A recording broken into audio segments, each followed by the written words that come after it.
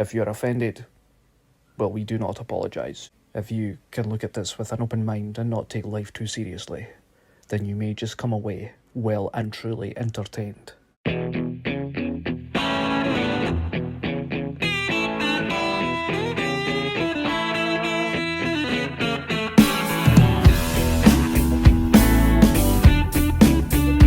Never fear, Sean Bega's here, and our guest is John Stephen, vocalist for Gendo Ikari and The Colour Pink is Gay.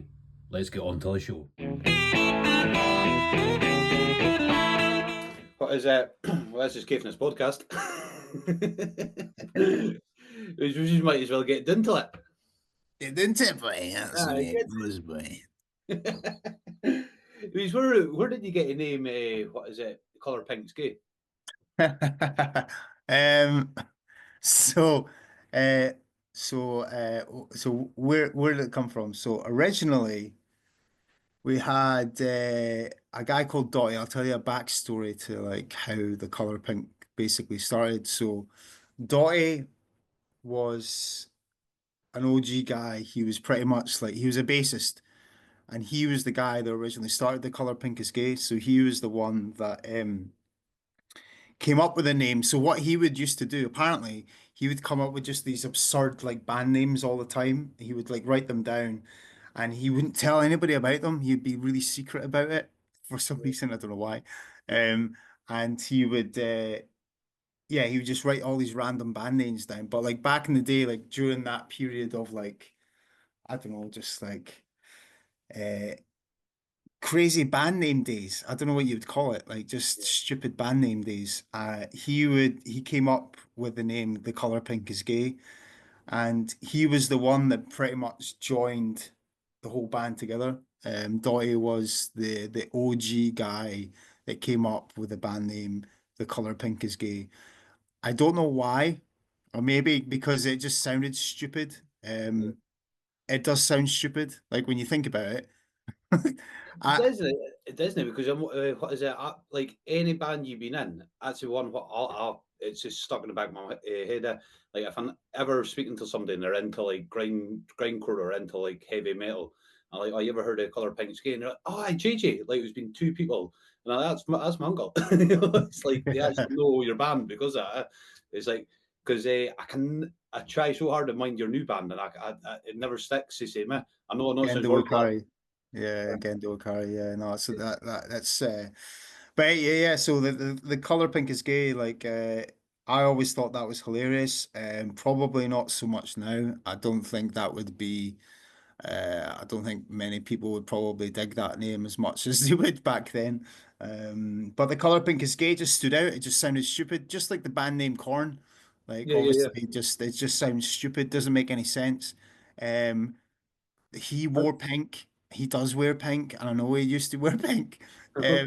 So, contradictory in terms of what he would used to say. But no, totally. Like that's how he came up with it. I don't know how he came up with it, but yeah, I think he just originally just wrote random band names down, and he just stuck with that.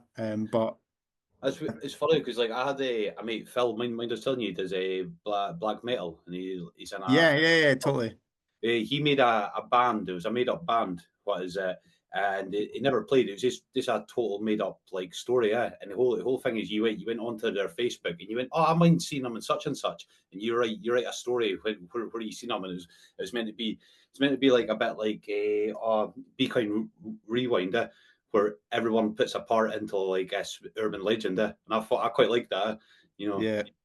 Yeah, totally. Like, I mean, Dottie is a legend in the scene from a long time ago. I think personally, like Dottie was always like so influential in a way that he knew bands that you would never hear about, and I knew that he again, he was always pretty secretive. Dottie, if you're listening to this or watching this, like, sorry if I'm wrong, but I don't give a fuck. But I always know that I always remember him being quite secretive about bands and like the bands that he would listen to. He'd be like, "Oh, fucking, I won't tell you about this band because they're fucking sick as fuck. I'm fucking not telling you anything about this band." And then he would, but eventually you'd leak it out of him. But yeah, so he was the originator of The Color Pink is Gay. He pretty much started the band. He got Spud, our guitarist, in. He was from another band.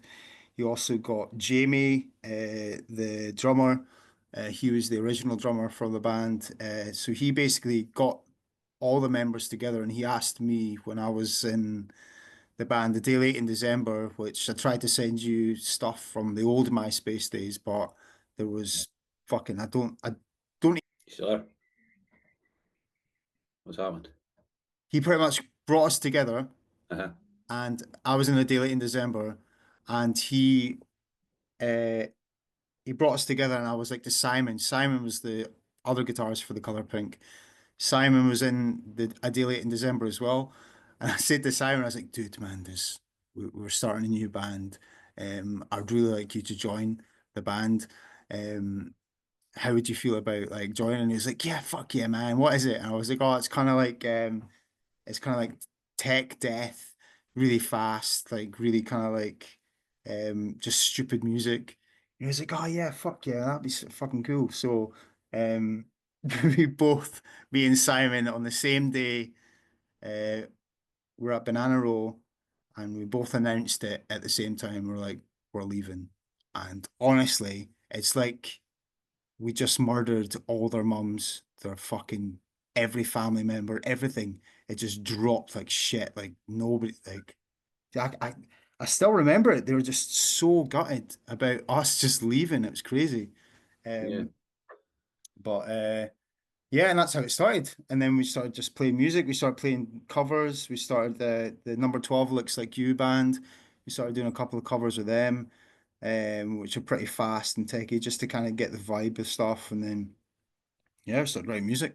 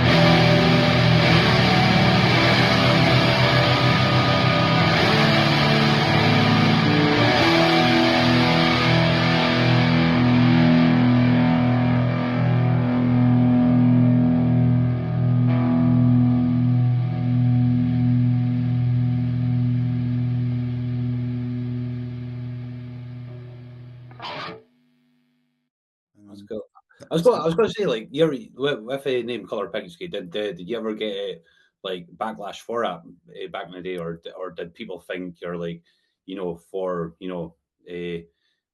like gay people or vice versa against? You ever had that, or was it just Uh, no, not really. Like, there was maybe a couple of people that would probably message us and be like, "It's a fucking ridiculous name. How dare you?" Blah blah blah, whatever. But there was nothing ever like really major like that. What I would assume that we just offended like a lot of people because we didn't. Like, I feel like a lot of people also just assumed it was a joke. Do you know what I mean? Which is yeah, good. But there was a time where we played, oh fuck, where was it? Um, Christ, where was it? It was a skate park. It was just outside Glasgow. And it was like an event. It was a massive event. It was like a huge stage. It was for like 14-year-old kids, 14-year-old plus kids. They just come down and we were asked to play it, but we were told to change the band name yeah, because the color pink is gay. They didn't want it associated. I think it was part of the local association of that like town, and they didn't want that band name associated with them. So yeah. they told us to change the band name, um, or you won't be able to play. So I don't know, I don't know if we did. Did we change it? I don't know if we did. Probably we did change it, but then we played and then we just announced with the color pink is gay. I think I shouted, I was like, fucking color pink is gay, fuck you. We just, we just didn't care. We just like fuck that. Like so I yeah. think that's in the pictures. That's is that where you're in a, I don't know. It's like I was going to say a parking lot, but it was like a tent, a white tent. And you're playing in there. Oh no, that was another event. That was for what was that? That was for cancer. That was for there's some like some form of cancer. Some form of cancer. It was some It's quite it was funny because some it's like well, I'm saying death metal is not, but it's like heavy metal, and then it's like, oh, these guys are really nice. Like if you actually got to know you, it's a whole front of people going, oh, I don't know, you know what I mean?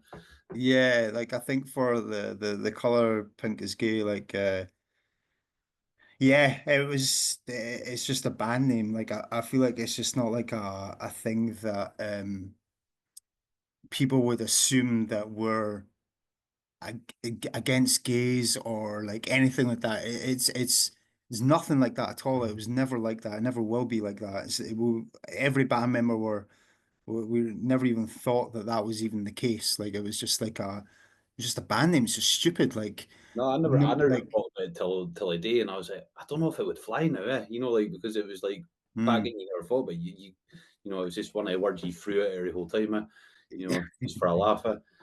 Oh, you're gay. Basically. But I mean, you're from Caithness Wick, guy. Yeah, originally from fucking Wick, boy, fucking Wick. Was born in Thurso. Was brought up in Wick, 6 Lock Street. That's where it was. And yeah, I was born and bred there until like, oh geez, like until I was like 11. I think I moved down when I was 11. So I moved out of Wick when I was 11. Um, moved down to Edinburgh and then became a fucking loner goth for a long time. Yeah. Uh, but yeah, no, I moved the whole Wick thing. Like it's weird because I'll give you like I don't know, like Wick. I never really there was not really in terms of like people that enjoyed a lot of music until I met a guy called David Buchanan. I don't know if you remember David Yeah, Buchanan.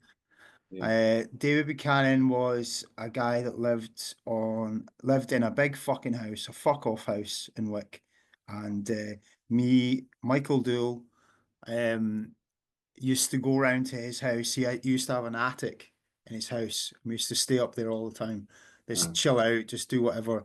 Well, he'd always used to listen to like heavier music. He always used to love like Guns N' Roses and stuff like that. Um, and that's how I was introduced to like heavier music, and that's where I just fell in love with just like, yeah, Guns N' Roses, Alanis Morissette. I fucking loved her. Jagged Little Pill album was just what I listened to all the time. Like I'd go to Berrydale with my dad, Uh, and I'd have my little like headphones on and sitting in the car like this, just listening to fucking I, Alanis Morissette. yeah, I was gonna say I can mind that. Like I can actually mind It's it. real. Imagine just my dad just driving next, looking at me, going, "Fuck, what the fuck's he Yeah. listening to that fucking shit?" I know. As like I mind my granny. What is it? My granny and granny take me down till Rogart for a caravan holiday. Yeah? And I said, can I put music on in the car? And she said, yeah. And it was like a tape. And I must have got it for you. It must have been Guns N' Roses, like who's in the losers. And basically it was like get in the ring, motherfucker, and all this stuff. And it was like speaking a bit like suck my dick, motherfucker. And I'm like, hey, I'm 6 and going, I don't know what he's saying. Yeah, totally. I don't even know those words. What's fuck, Gran? I know, it's just like just trying to play innocent. Totally. Oh, it must be And, wrong. I think like yeah that like honestly like I don't know like that for me was like there was a lot of there was I wouldn't say a lot of like musical influence in the family. I don't think there was. Like obviously my dad was he played the bagpipes, and I think that was a lot like influential. Like I would come into like the Lock Street obviously had 3 bedrooms. You'd have my mum's room here, you'd have Emma's room, and you'd have my shitey wee box room, just just shoved in the back. There you go. You sleep in there. But like I would always come out, and my dad would be playing the bagpipes. By the end of his bed, you'd just be playing the chanter, just like this, all the time. When he's practicing and playing. And I always used to sit down next to him and just listen to him play like all the time. And I think that was like probably like that's where my musical sort of like I don't know, like subconsciously just understood music a lot more, like just Yeah. listened to it and just understood what he's trying to play. It's like a lot of heavy notes um But and so yeah. even like what is it? Stevens are all musical. Like I think like my mum always goes on about like Stevens family are always like they're either party animals or they're musical or like they're creative people. Like the Yeah. amount of stuff goes here and there. Like Hooker's one as well. What is it? He was in a band years ago, but it's just it must be a Stevens thing. They're all Yeah, I think it's literally in our blood. I think it's literally just like, you understand music a lot more. And I think it's like um yeah, it's just like it's always been you're always like driven towards like anything. Like I mean, like even when I said there, like when I was listening to Guns N' Roses, I've also listened to Alanis Morissette. It's yeah. like it's so it's like so different and diverse and like all the music, but there's always like that little catches or hooks or like little like links that you'd hear that's really, really cool, like the melodies or anything like that. Like Well, so that's what was good with you because if I like because like I used to grow up with you and you used to my influence in music came from basically you until Guns N' Roses. I started getting into Guns N' Roses and then it was Nirvana and then it was like it just went down that way. But it wasn't you're not one just into rock music. It was like a mix of like rap and other things. It means like I had a wide range of like music when I was younger, instead of just going to pop charts and what's popular, what your mates think's popular, you know. yeah, Um, exactly. Yeah, I think like there's only so much the charts can do. Like it can introduce you to music to a lot of degree, like different instruments and things like that. But then it's like just the steady four beats, like mm, that's all you listen to. There's not like any like drive, there's not like any like different like changes in the music or anything like that. It's always like the fucking same. And it really and I never got the radio. Like I got it, but I just never understood why everyone listened to the same because it became monotonous. Like you listen to the same shit, it's just same sounds the same. You know what I yeah, mean? yeah. But Um, is that not like what is it? Is a comedy guy and he goes and says, oh, it's only 4 chords he plays, and he plays all these, and it's like all these classic songs, and then yeah, you're like, oh, what? It just yeah, when they pointed it out, I was like, oh, like that's all these classic 80s tunes and 90s tunes. I was like, there's 4 chords he was playing. It yeah. was No, that's yeah, no, that's 100% what they work off. Obviously, a lot more big celebrities in terms of like musical. They don't fucking write the musics. They don't write any. Well, they probably do. Like a few of them do. Obviously, I can fucking get it. But like a lot of the backdrop of the backing tracks and everything like that's used as what you just said, just the core sort of chords. That's really catchy.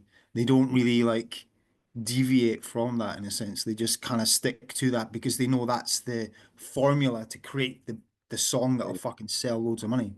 But it is bad, though. It's kind of bad, even that's the way most people think, because it's like, oh, I want something what I'm used to, and they keep it like that means it's already stuck in your mind. Like Yeah, that's what you go to is something yeah. what you're.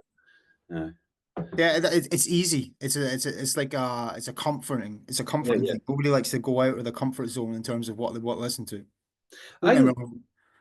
I think like our generation is like, if you're into rock music, you stuck to rock music, or Mm. you kind of went off in different branches. But I think it was because like it was like £15 a CD. Means it's now you can download everything. You can go on YouTube. But I mind the change when it was like people had iPods, and then people started getting into a mix of load of stuff, and it's like, all right, you know this song, you like. Even when my mate BD started listening to Slayer, and he was into dance music, like he's just like, you ever heard of Rain and Blood? I was like, of course I heard of Rain and Blood, man. But he's like, it's quite funny, they see like people because they can download it, maybe having a shitty day, and they find it on YouTube, you know. Yeah, yeah, exactly. Like, yeah, no, it has probably opened up that like aspect of music a lot more. And even now, see, when I listen to the radio, like, I mean, it's exactly the same. There's not Uh, like, there's no yeah. change. That it's still the same fucking music I listened to when I was. We used to work for the Bank of Scotland. I used to work for used to work for the Bank of Scotland in the mailroom, and I worked next to this Jehovah's Witness. Go towards the door, 2 seconds. That's it. Anyway, it means you're working in the Bank of Scotland. Yeah. So I worked in the Bank of Scotland and I worked next to a Jehovah's Witness and she was she was really nice. She was really nice. But then eventually when we got started talking, she'd start bringing in all this I'm getting to somewhere by the way. I'm not just fucking saying a story about fucking Jehovah's Witness and that. Jehovah's Witness are rife in Wick, by the way. I fucking know that much. Uh, Well, we can speak do about they still float about Wick? no, it's a Mormons, man. Like you ever Oh, it's the like, Mormons, yeah. I It were totally the I, Mormons. Yeah. oh gosh, That's touch on the baptized the Mormons, Mormons. like, So she's Jehovah's Witness. She sort of bring in all those pamphlets that you'd get, like, oh, you should. She just brought in. She's like, I'll just leave this next to you. You don't need to read it, but you just take it home and see what you think. I was like, right, okay. Anyway, but we'd always listen to the radio, and it was always like, I don't know what fucking BBC Radio One that's got all that shite and all, like just the shitey dance music. mm, And I was like, we should just change it to BBC Radio 2, like, the classics, like the old, like 60s, 70s, like all that stuff. mm. And every time I did that, you'd get the people that would work outside the mailroom that come in and be like, I kind of like it, but can you change it back? And I'm like, why do you not want to listen to like new music? When you uh, listen to like the old classic songs of like just that's influenced our way of like listening to music nowadays. All you want is like a as I said, 4/4 beat and yeah, just yeah. listen to fucking shit all day. I don't get that. Like, um, yeah, It, it's just, it's like pulp, isn't it? It's just like old magazines get mashed up, and it's just the same fucking yeah. same stories go over and over. Same goes with music. I Yeah. can't like I stopped listening to music. Not stopped listening to music, but like I can't think of anything new since 2005, and that's 20 years ago. Like I think I don't know, and it's just hit me, and I like how have I never listened to anything like past then? Like it's really hard. I think Red's the only one I've been listening to. A Welsh rapper, what plays guitar, and he tells stories through his songs about mental health and stuff. I think he's really Oh, I know that guy. There's a video of him. He's like he's sitting in the middle and he's playing a guitar and he's yeah, talking yeah. back.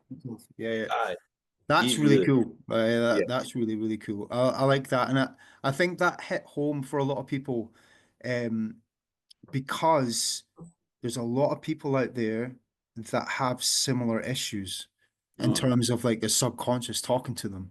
telling them not to do this or not to do that, and it's interesting, and it's also like, it's quite sad to a degree that um has hit home for a lot of people, especially nowadays because of the obviously the climate that we live in nowadays, where everything's going off, fucking everything's going up in price and all that shit. You're not too sure about the future and all that stuff. And he just comes out with a song that just relates to a lot of people. Um, that you're trying to balance your subconscious and your evil thoughts. And yeah, it's really cool. I love that aspect of it, and I love that originality of what he does. And he's really diverse and all, isn't he? He's quite Oh diverse. yeah. He's like because he's playing the guitar. He's like, and the whole thing is storytelling. But he's so open about like mental health. Where I think like everybody has got some sort of mental health at one point. Like we all went to doctor with like having a sore arm or leg or whatever.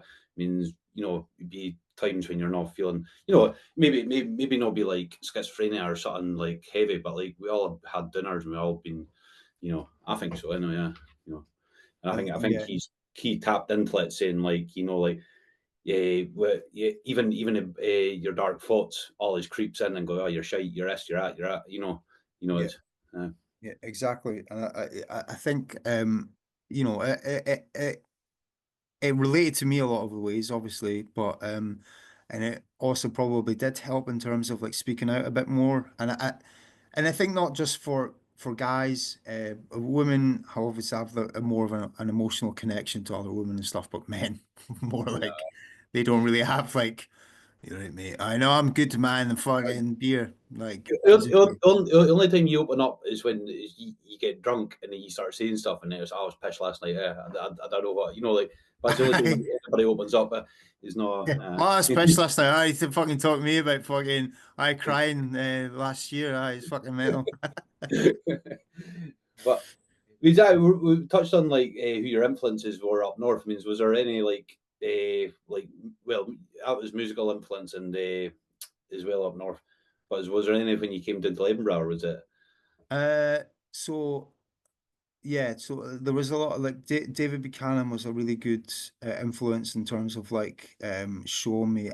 Do you know? I don't know whose house this was, but it was on what house was it? Dempster Street, and Mhm. then you've got what's that fucking place you go down? Or Academy Bridge. Aye, Canterbury Braes, and then but the street before the other side of Dempster Street, that street that goes down next to the garage.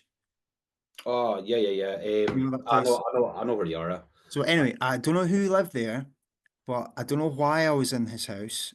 I can't remember why, but he had an older brother, and I walked in, and he had like a small room like mine. I don't know why all these goths get chucked in small rooms, but his room was plastered in fucking all this cool band posters. He had a leather jacket on. I don't know who he was, but he was listening to like really cool. I don't know what he's listening to either. Fuck knows. He was listening to like really cool heavy music, and I was just so mesmerized by his like bedroom. It was like so cool. Like I was like, oh, that's fucking awesome. Like he's got all this like devil shit, and he's like his room's a total mess, but he's got a guitar in the corner. I just still remember it to this day. I was probably like 9 or 10, and I was like, that's the coolest fucking thing ever.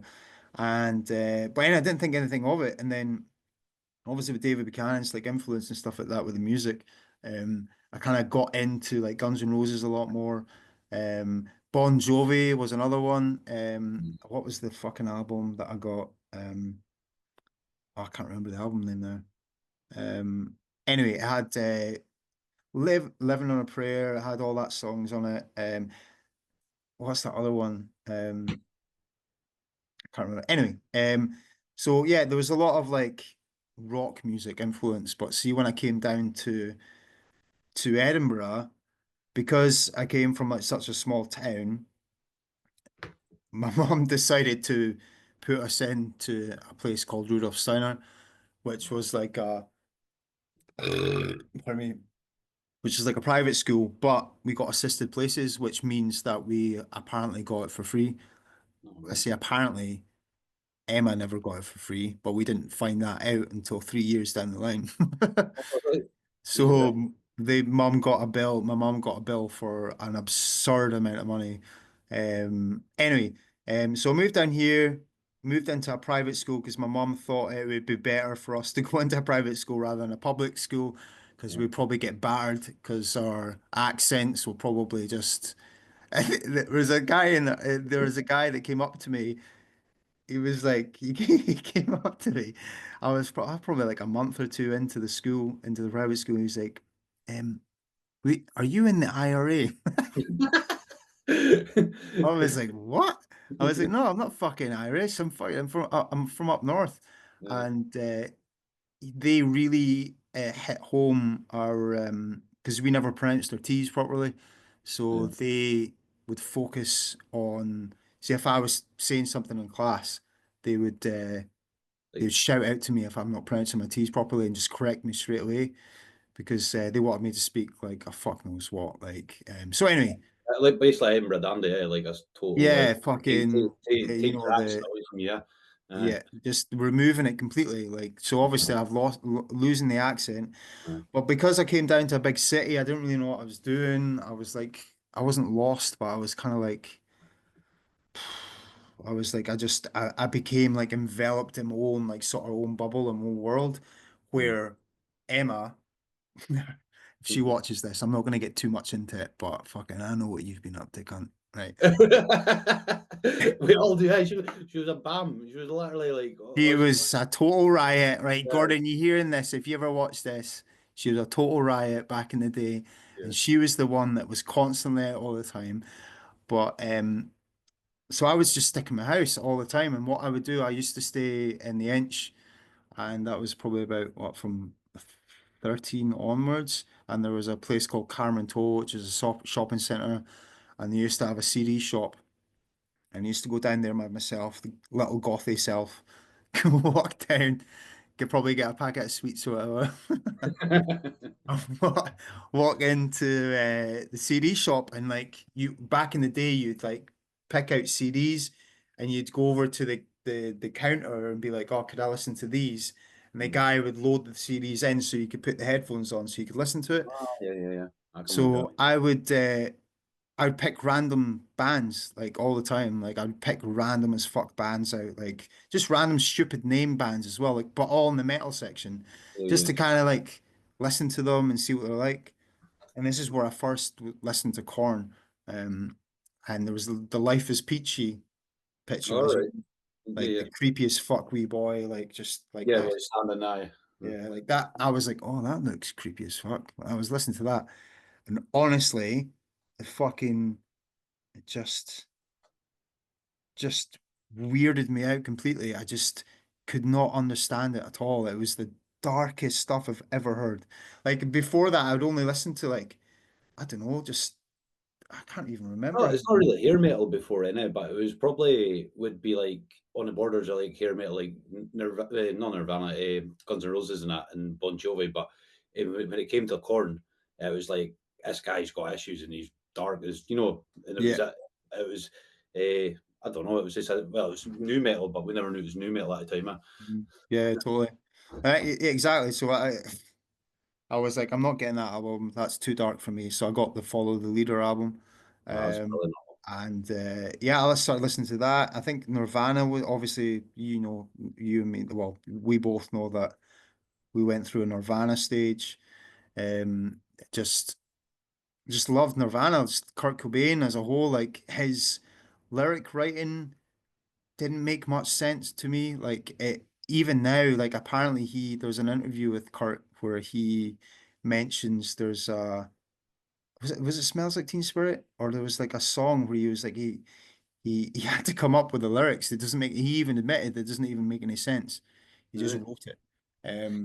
But the melody that he always used to do is it really fitted the song, and that really interested me because I'm like, well, if he said that, if the lyrics don't make any sense, then how is he getting the melody to go over that? And that's where I kind of clued in, and I was like, oh, that's really cool.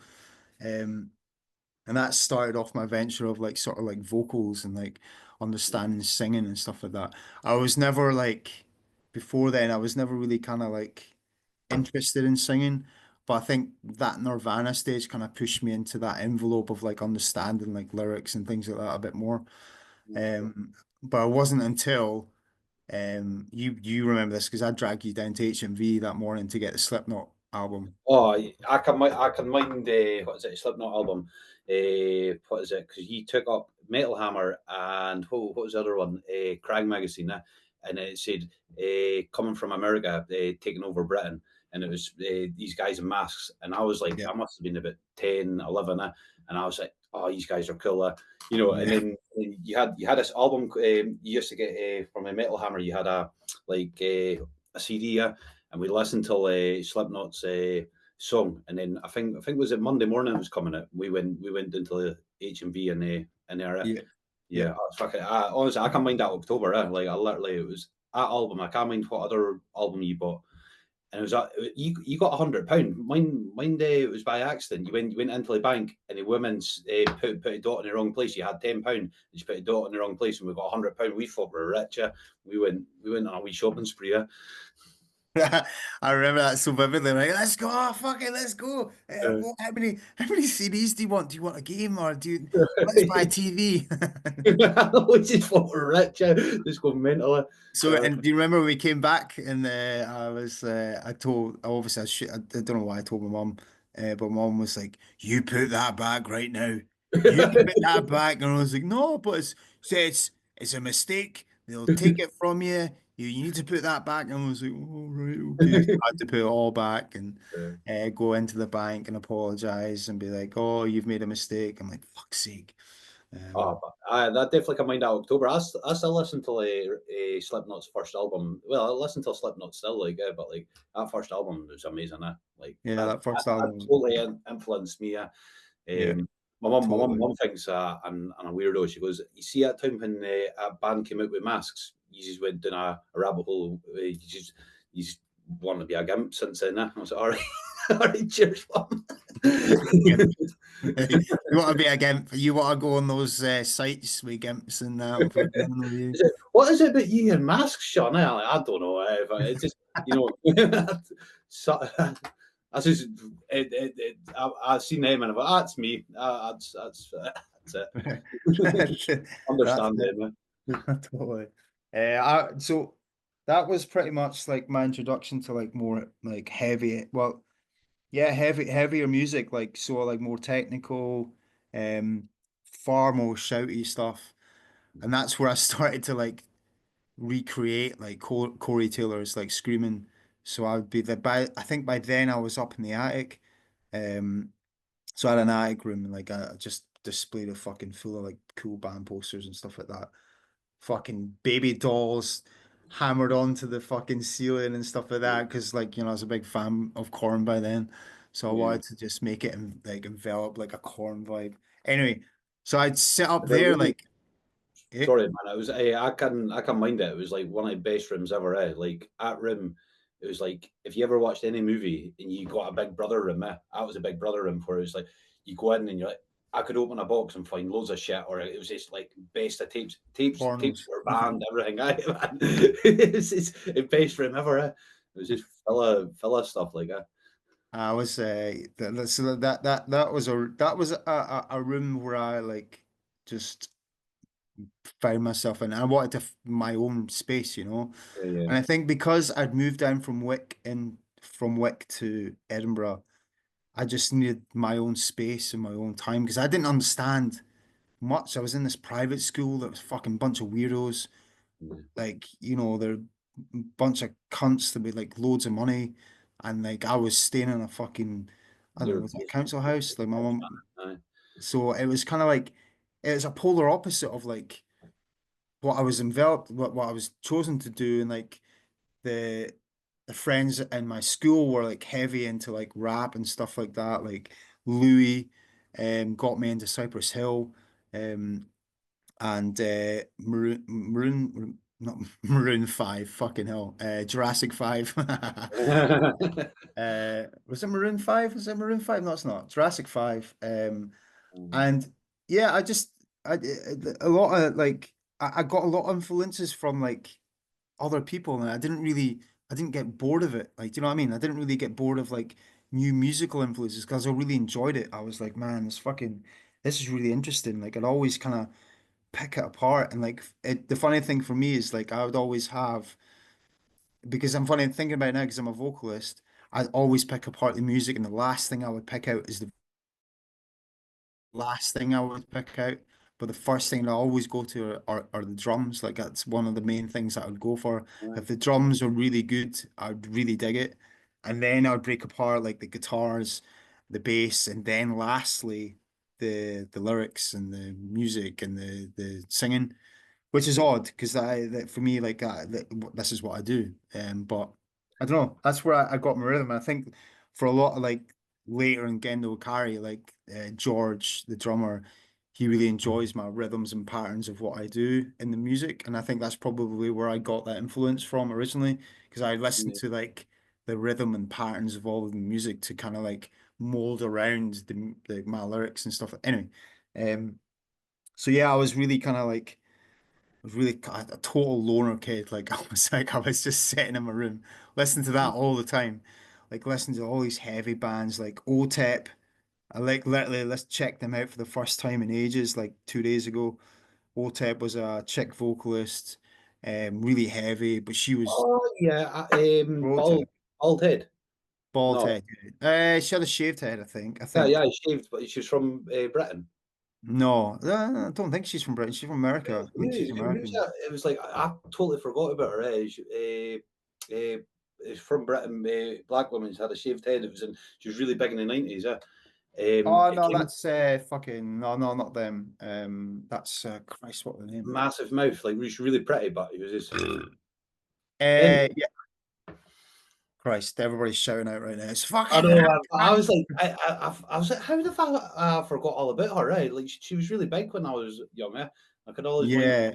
No, the OTEP was I think I listened to OTEP. So yeah, I went through obviously I bought Metal Hammer Crying all the time, and they'd give out three free CDs, like so that's where I probably also got like a lot of like new bands from. But the cool thing about being in the private school was that it was really small. Like for like a private school, like from kindergarten, as they call it, nursery, all the way until you leave until go to like college, there was 350 people. So All that right. it was a really small like commune, like fucking what would you call it? Because it, Called it was like more like a hippie school, wasn't it? I yeah, mean, it was like hippie cult, yeah. whatever. Um, but there was a guy called Elias. Because by then I was wearing like corn t-shirts and like whatever, and I would go to school and like no other kid, like hardly any other kids in that school was like wearing any shit like that, except for this other guy called Elias, who was 2 years above me. And I remember it so vividly. He came in while I was doing, or I was doing fucking the big, the big weaving things, the fucking back in the Oh day yeah, yeah, thing. And you yeah. use your feet for fucking, you weave your thing out like that. I was fucking wearing my corn t-shirt, like fucking like this. And then Elias knocked on the door. He was like, "Oh, could I speak to John for a minute?" And I was like, "What?" And he came, and I came out, and he's like, "Hey, man." I was wondering if you're free like this weekend. Like I was probably like 14. I was four, yeah, I was 14. 14, by the way, listen to this. 14. He was like, "Oh, do you mind like if you want to come out for like uh there's like a place called the Studios, Studio 24. It's got like rock music and stuff like that. You probably Oh, might be into it." I was like, yeah. "Oh yeah, that'd be cool, man." "Oh no, that'd be cool, man. Yeah, I'd like to go." Yeah, that sounds awesome. What do we... And he's like, "Oh, they play loads of cool stuff like Deftones, Corn. I know you're into Corn and Deftones and all that cold chamber shit." And Yeah. honestly, Elias opened the door for me for music and bands and everything Edinburgh related. He hung about with a lot of cool guys I'd still find cool to this day. A guy called John, um, he was in a band called Shindig, and Shindig were like a local Edinburgh band. I heard this shindig. Actually, They're I like they're don't like know new if you. metal. They're like new metal, like yeah, new metal. They're basically new metal. And Elias would invite me out to everything. He was so welcoming. I couldn't thank him enough. To like bringing me out of my shell, to like take me out to these shows. And I remember like going to these shows by myself. Like I'd go into town by myself when I was 14, 15, and go to these local shows, local band shows, and like Shindig would play. They'd play like Cold Chamber covers, Uh, the band Cold Chamber, yeah, and yeah, yeah. they play like covers of that, and I'm like, oh man, it's so cool. But John, the vocalist for that band, he really influenced me to kind of push me to kind of like become a singer vocalist myself. And he would yeah, but I don't really talk to him that much. He was kind of like the cool guy, you know what I mean? He Uh, was, and the singer, like he probably doesn't think this so much now, but like back in the day, like he was like the coolest guy, I thought. And he influenced me a lot. Like I would go to like parties, and they would use fucking, what do you call them? What do you call the sniffing things that gays like? Sorry. oh, poppers. I Poppers, don't know right. why I'm. No, I know. Ah, fucking I've caught on, boy. That's it. I went years ago. We're at a house party, and I don't know, was it blue or was it poppers? I was getting passed a bit, and he fucking boy took it and it went right up his nose. He was spewing everywhere. And then I fell into the sick. You know, it was like chips and that. And this is not my sick rolling a bit. You know, I was wrecked as well. I was about 14, 15 now. Oh You my know, God, that's just that's the only disgusting. time I can ever mind about poppers like that, and I fucking been Oh, there. poppers like because I remember being in. So do you know Lothian Road, and you know the Odeon? Mhm. All right, right across the road, there's a corner shop. Yeah, yeah, yeah, yeah, yeah. Right above that, that's where their flat was. So we would go in there all the time before shows and things like that. And he brought me down to the Studio 24s. I remember the first night I went down. I went into that flat. Everybody was taking poppers. What they would do, they would put a cigarette and dip it in the popper and like inhale a Uh-huh. cigarette. And I remember got given it. Like he was like, "Oh, just try this," and I was like, like, dude, I didn't even drink nothing." And Yeah. he would give this to me, and oh my God, I've never felt so high in my entire life. Like it just totally floored my head. Anyway, they're like, "Oh, we need to make you a bit older looking," because can you imagine me being 14, I know because you. looking like I'm fucking 9 years old? That's a bit I didn't get, like, because I can mind you going upton when you're that age, and like Emma was the same, and it's like by the time when I was, Bringing Emma into it. Emma was a fucking slut. but the thing is, it's like how did you get into nightclubs? Like you had such a baby face back then as well. You still do, I mean, it's like, Yeah. I don't even know how I managed to get in that the first night. So I had long hair, so they spiked my hair like this, yeah, like that, all the way back, and I was walking down with a big, massive, baggy trousers on, as they did back then, and yeah, like fucking t-shirt. I don't know what I was wearing. And I walked up to the door of the Studio 24, and Elias got in, and mhm. then I got stopped, and he was like, "How old are you?" And I was like, "I'm 18." He was like, "Are you fuck?" And Elias is like, "No, no, no, no. Honestly, he's totally fine. He's 17. He's not. He's just wanting to get. Don't worry. He's not going to drink or anything like that." And they let me in, and that was Did it. it? Yeah, Oh they man, let me in, and it was the weirdest night. And I think Kev, as you know, Kev was like, sorry, anyway, so that was the weirdest night for me. I stood there with a can of Red Stripe in my hand for 2 hours, like just standing there going, everybody was fucked on drugs, and like everybody was having a good night, listening to like heavy music, but I really loved it because it was a place of like I could go to like where everybody liked the music that I liked. Do yeah. you know what I mean? Because I had nobody like that ever, like nobody outside my realm of like the school, or I didn't talk to anybody. I was just in that realm of just like, this is fucking awesome, man. This is like, it just opened up that world of like, there's more people like me, like, and it was cool. Like, I was going to say that like a wee while back. I mean, it's like when you're speaking about like coming from Wick down to Edinburgh. Well, it was Livingston, then to Edinburgh, and you moved about a wee bit. and then going to a private school. It means you must have felt like a misfit. Like you're Yeah. trying to sort of fit in different molds and different, Yeah. in one way, because like you go to private school and you're saying like they came from money when we just came from a normal sort of area. What's you can tell Yeah. stories about it. Yeah. Yeah. I think like and like I don't know why like a lot of that music related to me, but it did in a lot of ways. Like I really felt like I related to a lot. I mean, it's not really that I had a bad upbringing. I didn't. Like I didn't have a bad upbringing like at all. Well, not from what I can remember. Probably erased from memory. I don't know. But probably that severe. I can't even remember it. But I'll tell you one story now. I'm not going to tell it on this podcast. But honestly, I cut out. I'll tell you later. About something. But like I cut. If it's bits where you want to cut it, I'll cut it. Don't worry. no, I'll leave this one out. But anyway, so yeah, so I don't know why it related to me so much. It was just like, I felt like connected to all these lyrics and like this heaviness of aggression because I was probably quite a timid child. I probably still am. Like I'm super chill, and I think that's probably where I got that. I found that I could have that release of just listening to this music that was just so like pummeling and like it just felt like it just related to me a lot more, So You think it was like a Lisa anger going through oh yeah, with what you call it? Not art way expression.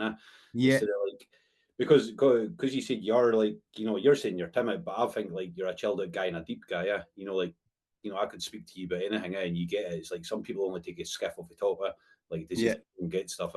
yeah. Yeah, no, that's true. I think it's like well, uh, I think like yeah, I think it's like it's an expression of like your emotions to a lot of yeah, it's like that's what metal is, isn't it? Like I think it's Really? like it's more of an expression of their emotions lyrically anyway, and also musically. I think a lot of people like to get their aggression out in the riff that they listen to, where it's like super heavy, like and you can totally understand that. And I think that's why I related to it a lot. I think.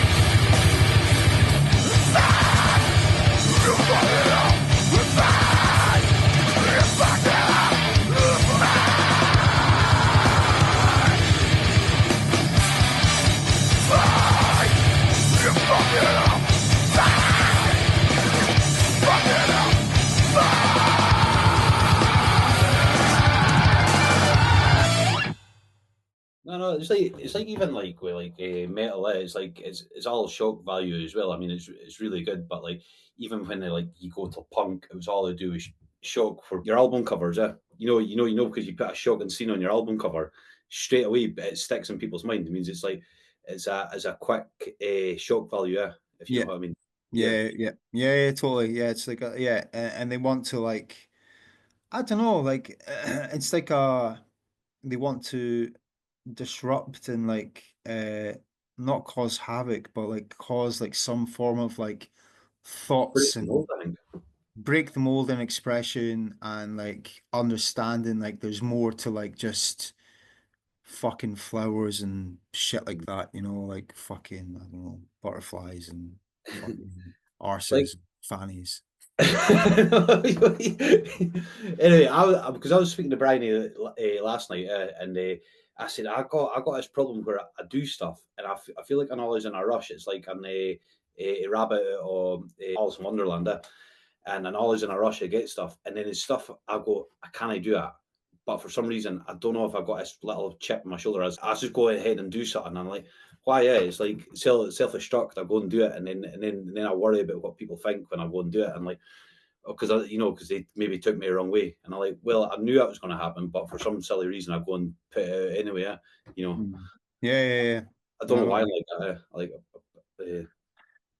Yeah, I don't know. Yeah, it's a weird thing to. Yeah, I don't know. It's just one of those things that people kind of like deal with or handle with. That's the way that they do it. Like, or yeah, for music, I think it was like a different avenue for me to like kind of understand me. I think that's probably what it was, you know. And when I when I started like learning to scream, I also remember this as well because obviously again going back to Loner Kid, I always I wanted to start a band, but I wanted to be a singer in the band. So all the music shops would have like adverts on this billboard thing, and all you right, pop your name up, and like I put my name up. I was like uh-huh. influenced. My name's John. I'm influenced by. I probably put like Korn and Slipknot and all that uh, stuff. I want to be a singer, and I got a call from this guy. This is probably my first official band that I was in. yeah, I Yeah, can mind that. first. Can you? I can mind it because I can mind him coming to the house. And now I said, then I start John A. He's got a band member coming to his house, and I'm sure maybe I'm making this up, but I'm sure he had a long trench coat. Like he was like, and I think he was more into was it black metal? I think he was more into like no, what do you call it? Cradle of Filth and that. I might be wrong.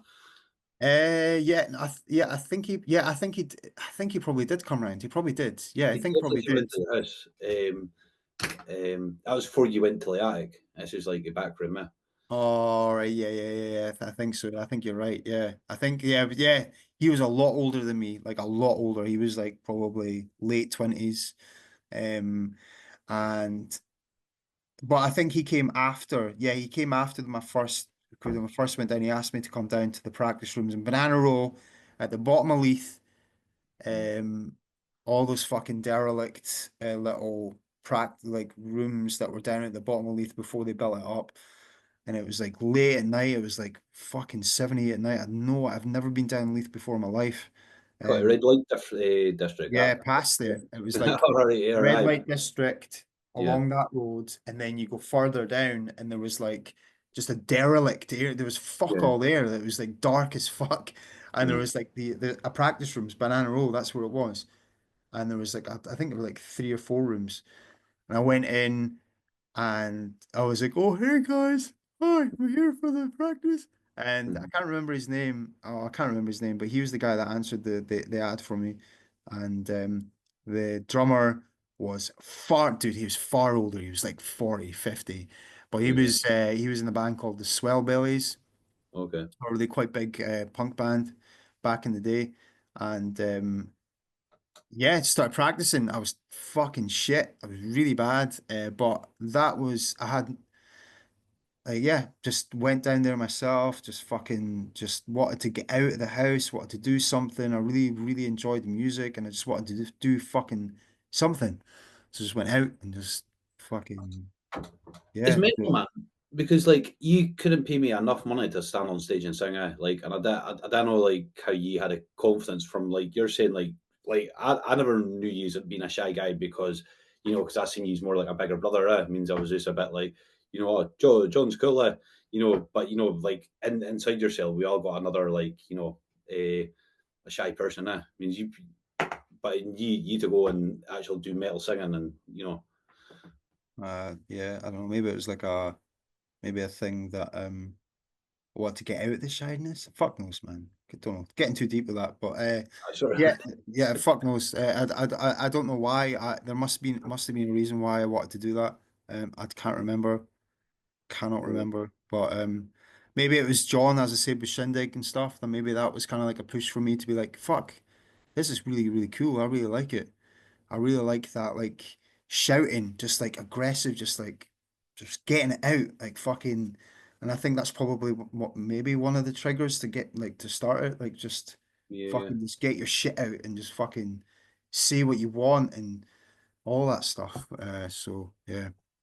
You see with your voice, what would you say? Like, is it more coming from the throat, or is it like from the pit of the belly? What like if somebody's like, "Oh, the metal singer," Uh, both. I try like vocally for me, it's I want to be as diverse as possible because I don't like I hate generic vocals where it's just like monotonous, like the same tone vocals all the way through. Don't get me wrong, there's a lot of guys out there like Alex Tyan from Black Tongue, this band called Black Tongue. They're fucking amazing. Alex Tyan, he's got similar vocals, but it his vocals for one are just it's so aggressive, like really, really aggressive. But for me, like one of the main influences for me when I was younger was obviously Corey Taylor. Like yeah, I yeah, think yeah, like for that, for me, to hear that aggressiveness and shouting was just insane. Like I thought that was just like mind-boggling how somebody could like be yeah, so shouty like that and be like, you know what I mean, so angry and be like, this is what I fucking mean, mate. I'm fucking shouting. I'm fucking pissed off at you and you. I don't like that shit. And you know what I mean? And yeah, I feel yeah. like that was like an outlet, and I really kind of dug that.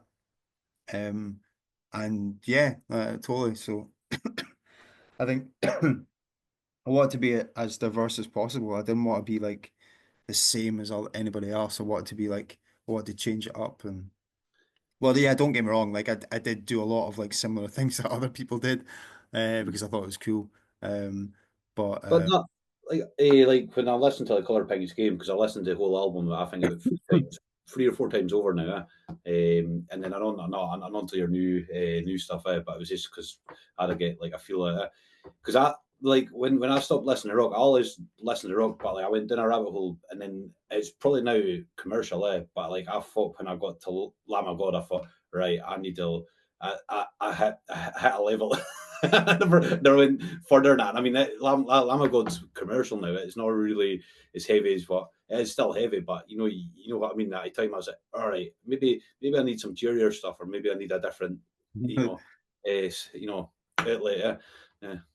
yeah, well, I'm gonna so um I'll give a few shout outs into like my influences as a whole throughout, obviously since I was that age, seeing John and Shindig and stuff like that. But um after that first band, I joined another band who who was called A Day Late in December.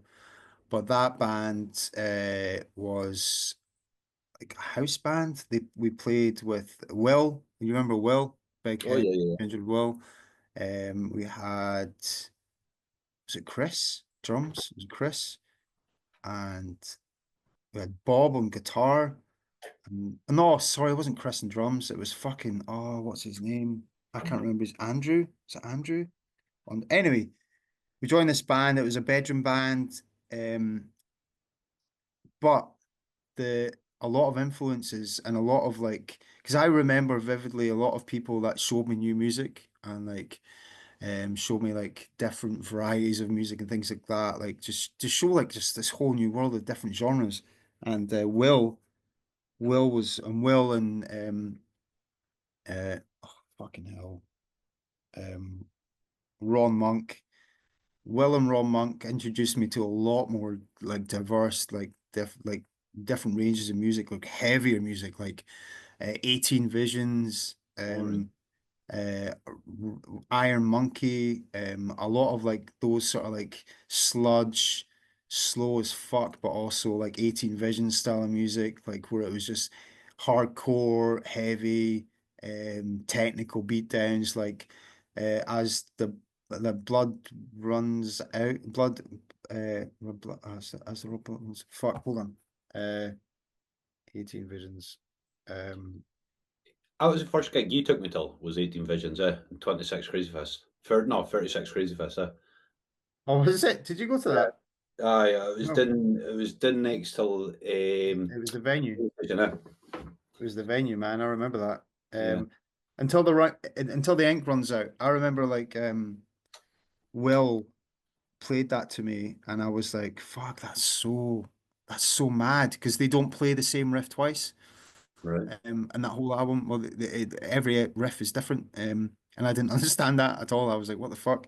But I was when I was like 16, 17. And by then I kind of like got my voice a little bit more in terms of like understanding how to kind of scream more and better. And yeah, I played with them for a while. And they were Will again, like the other guys in that band were like a massive influence for like just different kinds of bands, you know, and like also understanding that there's people out there that the same sort of like type of music. And I Mhm. remember years later seeing Will out on a night out where I was fucked, man. I was totally wasted. And I asked him stupidly, I was like, "Oh, dude, do you still like metal?"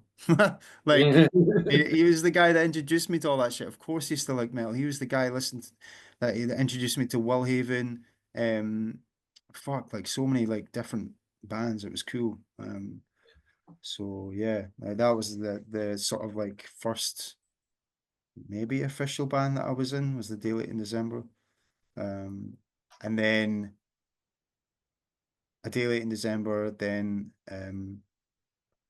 Today It Ends was another one. I was in Yeah. that band for a while. They were bands from Arbroath. Um, and Well, then sorry, could I stop you? Because I can mind seeing you years ago with the one with Willen. I think I was in the and you played in the high school, and you took me along, and well dressed in a dress, yeah, and then chucked a rubber doll into like yeah, crowd. It was like a high school, There's a yeah. That was rubber Royal doll. High. Yeah, yeah, and just chucked it in there, and you sung. I think it was alcohol and no cigarettes, alcohol and Yeah. marijuana. Oh yeah, Yeah, yeah, oh, yeah. not it was like weird because it was just normal kid bands, well, sort of like teenagers, playing really, and then you just came out in dresses. Well, Will came out in a dress, chucked a rubber doll, and then singing about fucking marijuana and cigarettes and that. I thought that's Yeah, cool. that was Yeah, that was funny because Adrian saw that band that night. He was there. Yeah, I don't know. Why was he there? Was he at the Royal High? yeah, I he can't was at remember. Royal High, yeah. Was he? All right. Yeah. Yeah. So, yeah, no, that was cool. We played Deftones, Be Quiet and Drive Away, that song that you mentioned, and probably another one. But that was cool. That was really, really cool. Like, that was my first sort of like um stage moment, like, being on stage and just singing. Yeah. Um, but yeah, I can't thank Will and everybody enough for like being so helpful in my sort of like path to being a fucking, I don't know, fucking music guy. Legend. There you are. Um, but yeah. That is cool. Like, I mean, that's how it means. That's what 4 bands you're in before, like, your whole round, or would you say you've been in a lot more? Yeah, I mean, fuck, man. Like I know many people that have been in many bands, like many, many bands. But yeah, I haven't been in too many, to be honest. I was in first started when I was 14, that shitey wee band with the Swellbellies. And then A Day Late in December. Today Ends. So Today Ends, um, were beat down to fuck with really kind of technically widdly like solo stuff. And Steve, I remember who was it? It was an advert again. It was one of those adverts. It was Simon, who's a guitarist, and today it ends. He answered an advert. He answered my advert. So I came out. He stayed in Balerno, and I came out, and he stayed in like a student house. He had like fucking the emo sweeping hair like this, Yeah. skinny jeans, like looking like a right dickhead. Yeah. I was not into that. I was, anyway, I'll tell you a story about like what they thought about my dress sense. It was ridiculous. Anyway, um, and I came out and he was playing me songs and it was just the most technical thing I've ever heard. And like he was, what, 18, 19, I think. And he was, from looking at him, you wouldn't even think that he was like that technically minded, but he was, dude. Like his musical writing was unbelievable. And then I found out that the songs that they had written was over half of them, I think, probably correct me if I'm wrong at some point, Martin, who's the drummer, but it was written by the other guitarist, Steve, who was fucking 16. He was What? 16, and I couldn't believe it. I was like, the dude was a genius. Like he was so good at guitar. Like dude, like it was unbelievable.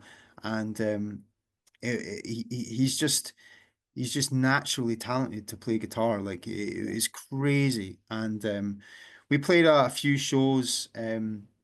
We played a fest, a beatdown. Was it beat? I can't remember exactly which one it was, but um, we played that one, and we were worried because Simon, no, Steve, because he was so young, he wouldn't be able to play.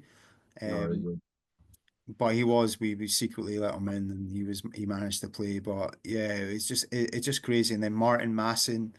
Um, he was the drummer. It was the first time I heard like proper double kick in a band, like just like rapid. He was really fucking good. But he was like he had a lot of punk influence, so a lot of like like yeah. really really quick and like he was really good. Um, and he kind of like got that vibe a lot more and um yeah, I really dug that, really dug that band. I think we've got music out there somewhere. I can't remember exactly what, I forgot to send it to you, but Yeah, I could send it before Friday if you can ever find it. That's what do it. yeah.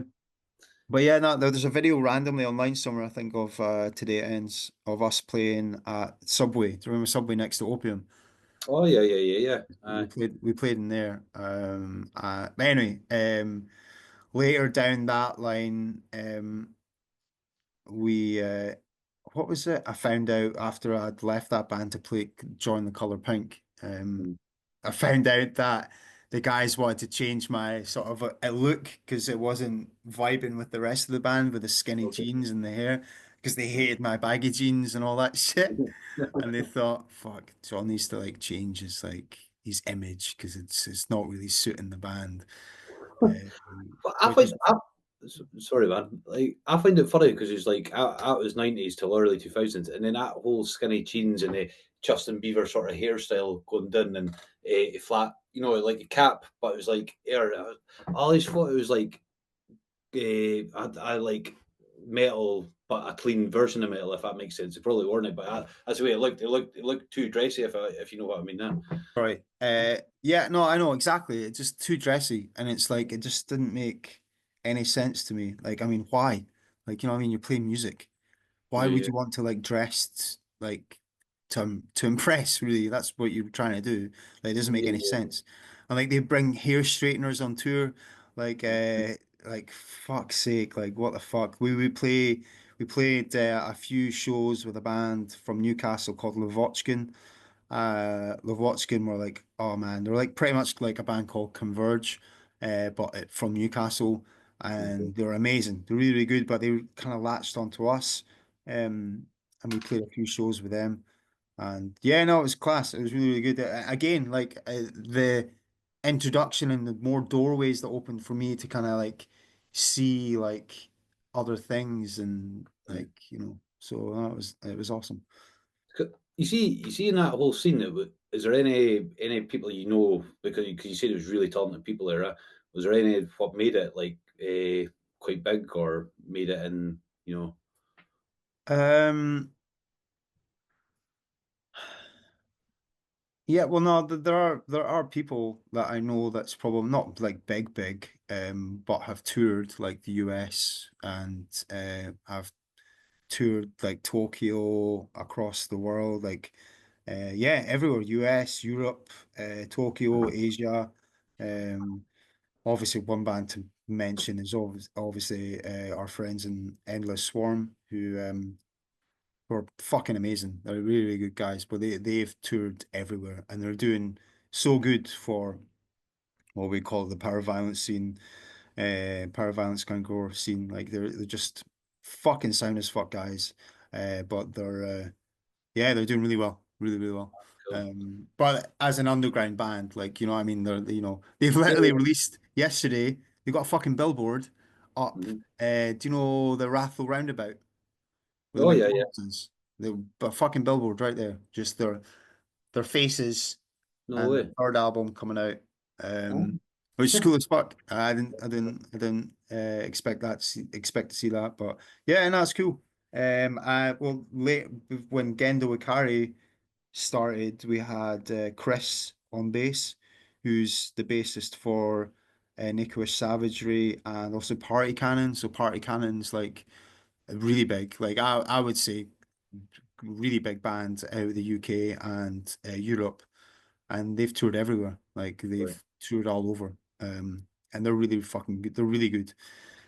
So yeah, no, I know a few guys. You know, when you meet, like when you're in that area of like people of Uh-huh. musicians, and especially because they're so technically minded.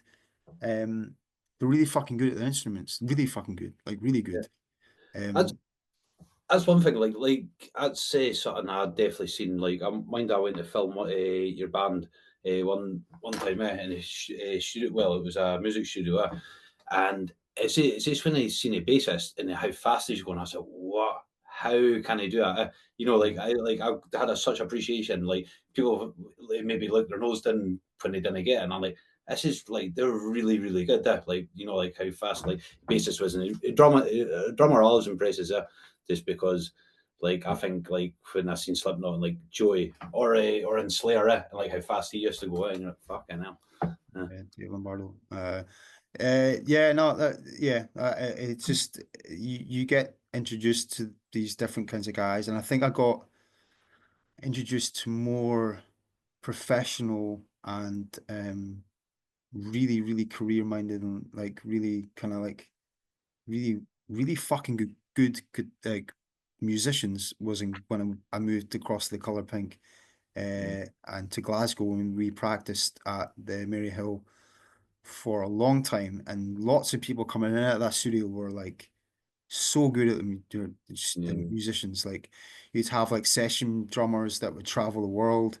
You'd have like the Biffy Clyro manager coming in, like he would All right. come in and just he was sound as fuck. Because Biffy used to practice at those studios. But Mm. yeah, you get like little nooks and crannies of all these guys have just been like so heavily good at their instruments. Like, and you know, you take the piss out of all this music, but fuck man, like looking at them play that shit, like it's unreal. Yeah. Like it's ridiculous. Like, you know what I mean?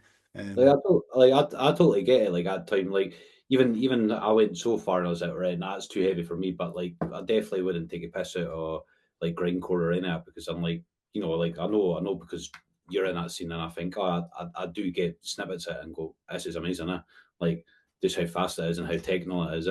yeah. I think like I get it. Like it sounds like noise in a bracket, but I think people that have reached that stage of like listening to that kind of music or like playing that kind of music, you've gone beyond the general like sort of 4/4 beat of like Yeah. just being like you get bored of that eventually, and like you move on to something else, you move on to something else, and you get bored of like playing that same thing. You want something like harder to play and like write or like do something. And I think like a lot of bands like that and musicians are just they're so musically talented, like it's unreal. Like Mm. for me to like sit down and just see like Gerald, or not even that, like Spud and Simon just write a song for The Color Pink. It's just like, I don't even know how you came up with that. Like, it doesn't make any sense. Like, Yeah. it's fucking cool, man. It's really, really good. Like sitting down and just listening to them play. Don't get me wrong, the Color Pink stuff did take a long time to write. Um, it was just back and forth changing. Because what we would do when you go into practice rooms with The Color Pink, we'd all come in. Simon would have a riff, or like Spud would have a riff. It'd mainly be Spud with the more technical, like sort of like beat down shit. Like Spud was like heavy into that sort of stuff, where Simon was more like widdly and like but again, Simon is also really, really good, like obviously with the sort of like just different dynamics of riffs as well. So you come in, you write riffs, and then you get George, the drummer. He was the new drummer for like a backstory, obviously, how we had Jamie originally in The Color Pink. Uh, Jamie wasn't really, was it? Was Jamie keeping up with it? Yeah, Jamie, I think realized that he couldn't keep up with the writing of like what we were trying to play.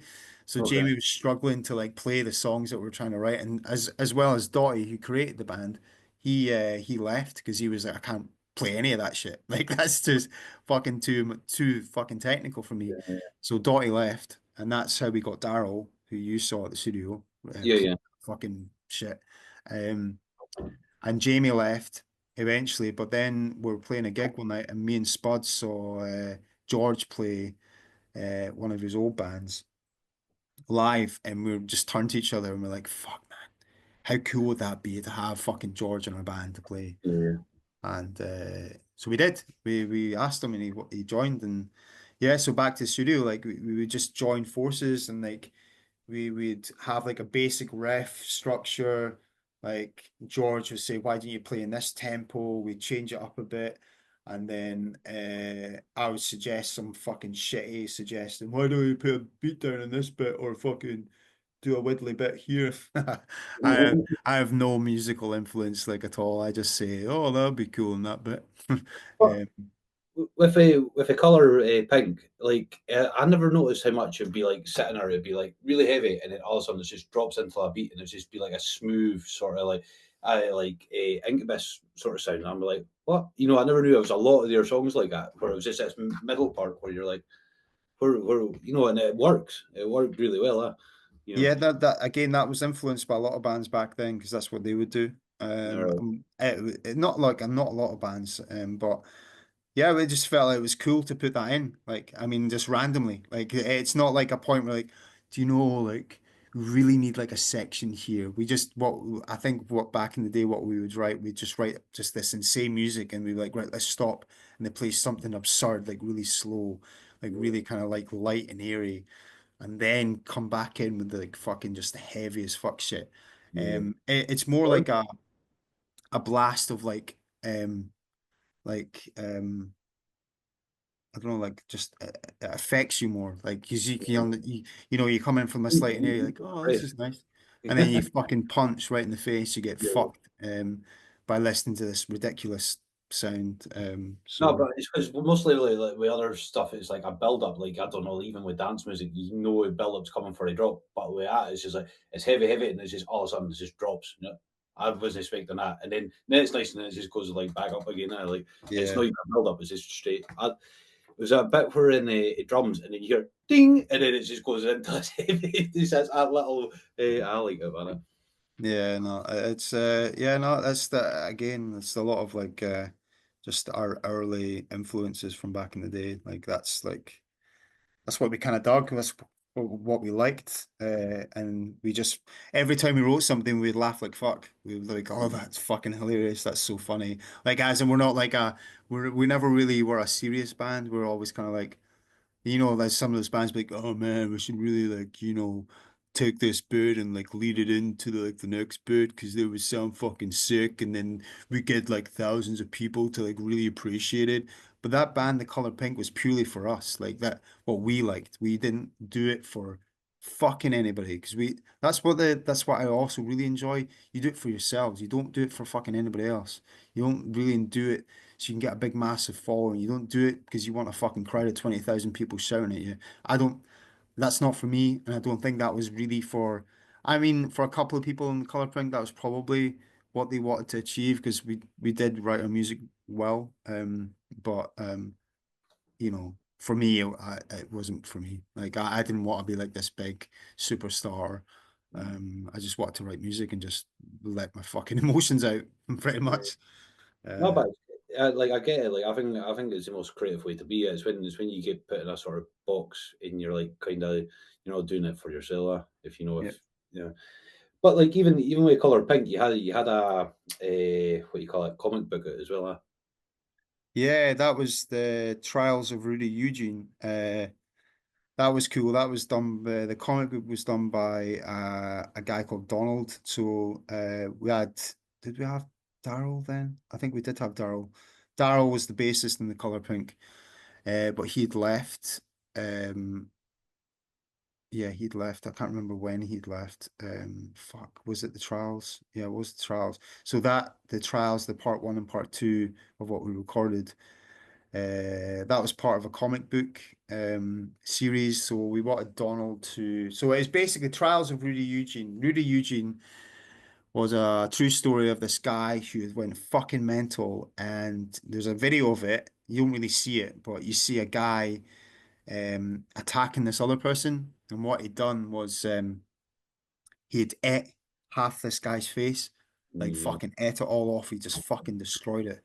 And we wrote a story. I'm sorry, I'm not laughing, obviously, for that. I'm just laughing purely because of we wrote a story about that. Like it's just it sounds absurd. Um, Mm. but we wrote a story about what his day was like before that, leading up to obviously doing that. So the music follows that to a All right. degree. So the music follows basically his day at the beginning. It's like really light and airy, and then it follows through like it's like a yeah, it's like sections of like his emotions, basically. That's what it was. And then I had like a lyric sheet, like I burned like a like old school days, like you'd get like a white piece of paper, dip it in tea, Yeah, yeah, yeah, water, and then bring it back out. I had that like fucking just, and I'd yeah. burn it to make it look like it was just broken and tired, like his notes from the day, but that's the lyrics. Okay, Um, that's and really cool. the comic book went along with the lyrics as well. So you'd watch the comic and then you'd go along with it. Um, Where, but yeah, where, that was cool. that's cool. Where was that just getting handed out in gigs, or like, or was that like in? That was limited to oh, I can't remember how many copies we had. But yeah, that was a limited amount of copies. But yeah, gigs or you could Mm, buy it online. But we thought that was a cool little thing. That was the last thing. No, sorry, it's the last second last thing we ever wrote. We had an album after that, but it's still not been released, which is hilarious. But yeah, that was really cool. That was a kind of like artistic vibe to it. We went to a fucking recording studio in the middle of nowhere, and for 3 days we just recorded it all. yeah. Um, yeah, got fucked up, got drunk, took drugs, and yeah, no, it was cool. It was a cool time, man. It's quite cool. Like a actual like you're saying the album went with a comic book, and that was like it's a bit like mine day at a whole thing of Wizard of Oz, and you're meant to put a what is it?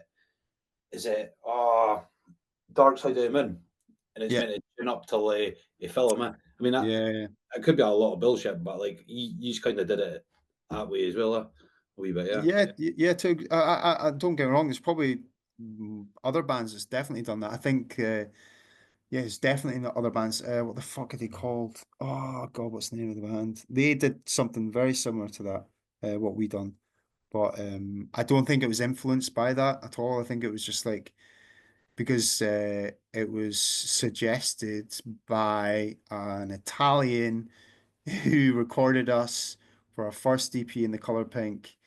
Luigi, that was his name, who suggested we should write an EP about this guy, and he's Mm. got this. We've got it somewhere of him. His broken English writing down the story. Yeah. Like at the end, he's like fucking the color pink, like fucking just whatever. And we actually went with it. We're like, fuck it, just do it. Yeah, yeah. What happened? Like I don't know. I listened to a podcast last night of your band, and you spoke about him, and you went and said, "I use a psychopath." He's absolutely Luigi, yeah, no, he's calmed down a lot, but yeah, he was untamed beast. He was again another musical engineering genius. Mhm. He knew his microphones, his mic placement, everything. He knows how to properly record bands. And yeah, he was a lot of help. There's the Color Pink where there's a break after I think it's the second song where you hear somebody talking in Italian. Mm. That's Luigi. All right. But Oh yeah, yeah, yeah. we kind of we kind of downtone it. We kind of put his voice down like a semitone or two, Mm. and apparently what he says is really fucked up, but I don't know what it is. All right. Because I was listening to it last night, and I was like, "Is that you doing something?" Because it was like a bit short, but Yeah, it no, makes sense. What? that was Luigi. Yeah. That was Luigi who I don't know what the fuck he talks about, but apparently it's really bad. Yeah, so but yeah, it's cool. I love the album cover. That is a cool album cover. Yeah, that was a rip-off of Life is Peachy, 100%. Yeah, I totally, but it's cool, man. Yeah, I that was, was my I was influence. gonna say that. Yeah, yeah. I was like, let's get a child in, right? Who's this? Cool. We'll get him in, and we'll sit him down. And I'll be like, it was Michelle, who was George's previous partner, and me at the side, and stood Mm. next to this child. It doesn't make any sense, like at all. But like it faces, it's creepy, man. It's a Yeah, creepy picture. I liked it. But what other thing is like this is I spoke about this last week. I keep speaking about you in all the podcasts. What is it when HMV you had an album in there? I think it was your first. No, it must have been your second band. Today it And ends, yeah. yeah, and I mind thinking you made it because like we are when we're younger thinking you got an album on HMV. That's cool as fuck. You know, like I was telling one of the boys last week. Yeah. It was it wasn't it was a compilation album. So I had other bands on it. I had Lavochkin, I had us, and I had Ethereum, who was another Newcastle-based band, and it had oh God, I can't remember. Ethereal, I think they were called. Uh, but yeah, no, that was just a compilation. But that was cool. That was cool to see that. I think I've still got the album somewhere. I don't know where the fuck it is, but I think we had two songs in that. But yeah, it was cool. It was cool to see that in HMV. Never lasted long. Sold fuck all CDs. Like, Still cool, man. Like it's I definitely think it was a cool thing. Like having that on HMV. Like, yeah, it was decent. what about metal TV? You're on that as well, Metal TV. Aye. Metal TV. Oh, was there fucking that was the color pink stuff. Yeah, yeah, Yeah, that was cool. That was the studio out again in Glasgow area. I can't remember Roddy. Was it Roddy? I think it was Roddy, who was setting up this new sort of like YouTube channel, interviewing, and then you play live. I think it was maybe two songs. I think was it two songs? I can't remember if it yeah. was two songs or not. But Yeah. sorry, man. It's quite cool because it's like I kind of miss like podcasts being like that because I was like kind of like I started a podcast, but it was like trying to make it look like a TV show, and I think it would be cool to go back that way. That's what I'm trying to do, sort of. Yeah, Well, not yeah. back to the early 2000s, 90s, when like Wayne's World sort of thing. I like Yeah, that. no, it's cool. No, no, I totally get that vibe with yours, like 100%. I think it's like it's cool and it needs to be brought back. Like Yeah. just like chatting and just listening to music and just watching the guys if they need to play live or whatever. It's cool. Yeah, that was decent. Again, it was a bit random for the color pink, like but I think because it was George that knew him, and he just wanted to test out his gear and stuff. And yeah, it was good. Overall, it was good. My vocals were terrible because I had to play with I had to because I've always been comforted by um just a mic in Hmm. the like whenever I'm deviating from obviously my comfort zone of using a mic, you could see like it was covered by a pop shield like thing, like obviously over the top, like fucking like Axl Rose used to use. I mean, Um, and that really kind of yeah, it really kind of like threw me off and like yeah, I got it, but yeah, I didn't really like my vocal sounds in that. I think like my vocal sounds when you get it dry as fuck sounds terrible. It sounds really right. bad. So it needs to be encompassed by like other influences, and I think I feel comfort in knowing that it's draped or laced with like other like sounds and stuff because usually I'm just it sounds shit when it's by itself. So yeah, Mm. sorry, that was my own sort of like gripe with that. But yeah, no, it was good. It was good No, to have that sort of like chat amongst what did we talk about? it was just mostly about like, well, because I couldn't watch it all, I was just like skipping through and listen a bit because, but I just liked the whole setup because you weren't on it No. till you started singing Yeah. it. And I'm sure you're on another podcast years ago, but I couldn't find that anywhere because I went down a massive rabbit hole in the last couple of nights. Like I try to find everything off. Yeah, that's what I try to do with everybody. Yeah, and they're like, "How did you find that?" And like, if it's on the internet, I'll find it. Like, but speak about a couple of festivals there because you've been to a few festivals there. You've been playing a few festivals, no?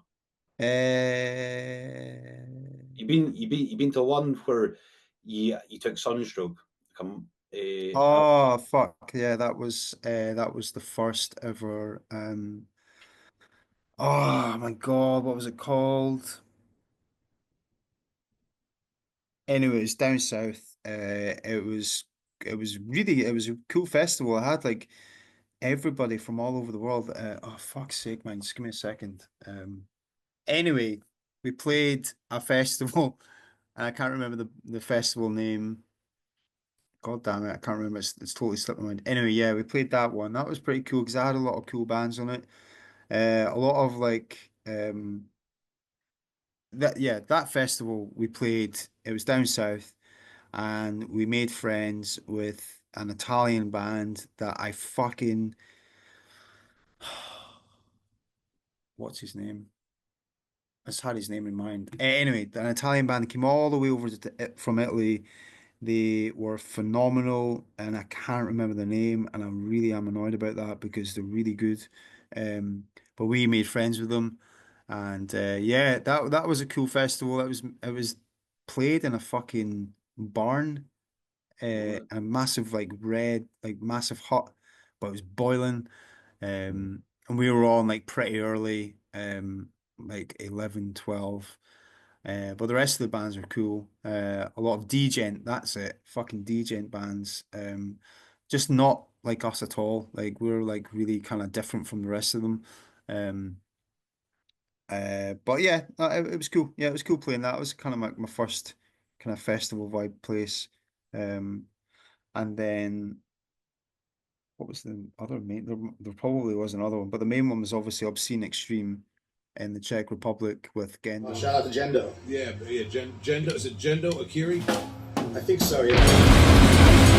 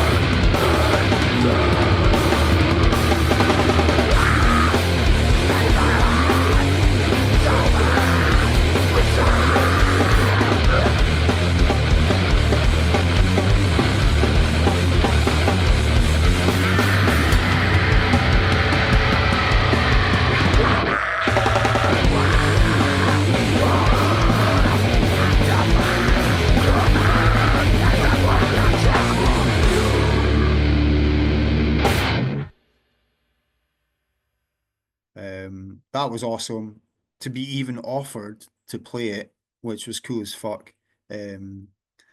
So yeah, we played that. I've seen it last night. Like I always had a side. I seen the pictures and I seen a side video, but I never seen the actual front stage yet. And then when I seen it, I was like, "Whoa! You look so professional." Like it was like as cool as fuck. You know, you're sitting there bouncing a bit like this massive stage. I was like, Yeah, that was cool. And do you know what? Like Obscene Extreme is such a cool place to be. Everybody is the soundest of people. Like it's so welcoming. And when you think about it, when you see it, the most extreme bands from all over the world, everywhere, dude. Like Chile, fucking Japan, fucking Africa, south of France, fucking everywhere, like all over the world. They come from everywhere to play this one place that's been so influential and it's been going on for so long. To be asked to play that is unreal. Like it's crazy. Um, I think we I think we couldn't play it. Yeah, I don't think we could have played it one year because I think Enya was born. I think Enya was born, so we couldn't play it because it was so close. Yeah, I think that was because it was July. Because Nino was so close to we were so close to having our first one that we postponed it, and the guy was like, "Totally cool, man. Don't worry about it. We'll get you on for it." Was it that? Dude, I'm probably talking shit. Anyway, we played it the following year. It was great. We hung out with Pig Destroyer because they were big fans of ours with Gendo Ikari for a while with our first EP release. And yeah, no, it was cool. It was cool just to get that vibe of like people just hanging out, chilling out, and just yeah, it was sick as fuck, man. I really enjoyed that. that is one big achievement. Like, it's loads of you know when I say little achievements, loads of achievements what you didn't take on. You're just like, it was all right. You know, like I think getting like album in HMV, like even you're saying it was a few bands, still think that's cool. Or like this, like even like festival stuff. And what is it? Because with Gendo Ikari, what is it? This is your is it third album you got with them? No, well, we've had EPs, so they're called EPs, but our main first album, like more than 10 songs, was released 2 years ago. Yeah, it was 2 years Yeah. ago. But yeah, so that was our first EP. But we've had loads of EPs before, like just we've had like splits as well, as they call splits. So splits are like played with like other bands, but you like obviously have Okay. like your songs and their songs all together. Um, so yeah, no, it's cool. Like Gendo for me was probably pinnacle songwriting, collaboration, friendship, fucking just cool as fuck music writing. You know what I mean? Like a lot of people probably didn't understand like it was super fast and super quick. And I remember like I wanted to change up my vocals from the Color Pink to the Gendo because I didn't want to be Yeah. recognized for the color pink, so I wanted to change it up. So Okay. that's why I went like more of the high end for my vocals with that, and it worked. It really fucking worked. And it just you know how you know that you ever hear about like oh your fucking first album was the best and fucking Oh all that yeah. stuff. Like literally, I feel like our first EP smashed it. Like I feel like we just wanted to write stupid fast music. George was insane on the drums. He played while drinking Bucky on while recording that EP was just insanely fast. Like it's just crazy fast. So yeah, no, it was cool. I like Gendo's approach to things, like Gendo's sort of like progressive um change in musical influences, and you hear it like from different changes of what we do. Um Yeah. so I'm definitely like immoral. Like I'm going down a rabbit hole. Gendo. I was looking on it last night. I mean, like I'm guessing it came from anime. Like because yeah. like keeping your sort of t-shirt looks like and that's style. Yeah. That was George's suggestion to call ourselves Gendo Ikari. Um, not because we're big anime fans. The only person who's a big anime fan is Targus ever along. That as you can see, this is not my bedroom. This is Uh, a hotel. Um, I'm not on tour. I'm not fucking in fucking Australia doing shit. I'm just work shit. Hamish was he's probably the only guy that's probably knows more. Well, I don't know. Probably Gerald knows more. I know fuck all about Gendo Ikari. Nothing. And I Yeah. remember fucking one night, it was the old vocalist from Party Cannon. He came up to me and he asked, he was like, "Oh man, so do you like evangelical and anime?" I'm like, no idea what you're talking about. I have no idea. And I felt terrible because it's like we're called Gendo Ikari, so you would assume that, you know, we would, well, I would know. But Mm. my lyrics have fuck all to do with Gendo Ikari, like nothing. Like I remember a guy asked, because I got a song called Politics on the first EP, Mhm. and it's called Politics for the polar opposite reasons of not politics at all. He Mhm. was like, "Oh, can you send me the lyrics to Politics?" And I was like, "Oh no," because it's all about having sex.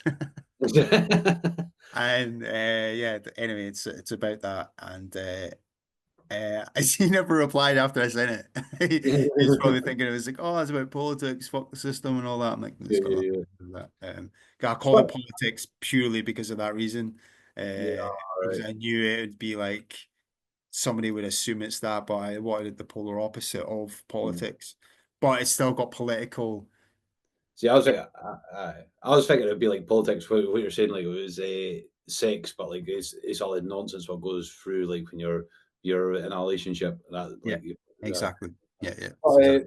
means you see with your lyrics, is it based on you? Is it based on your feelings, or is it just, or is it stories you heard like you said about a guy eating the other guy's face is a zombie, or is it? Uh, Uh, I think. Well, it's a variety of things. I don't really stick to one like because I know like a lot of people like to have like a story and a concept idea of like an album, so they would write lyrics about like this idea and like develop it, and like all those lyrics would be like around that one idea. And I don't like that. Like I've never really liked that. I've always kind of like whatever kind of like idea or influence came up in my head at the time, or like I don't know, like annoyance or something makes me upset. Like it's a variety of things. Like I don't necessarily stick to one thing. mhm.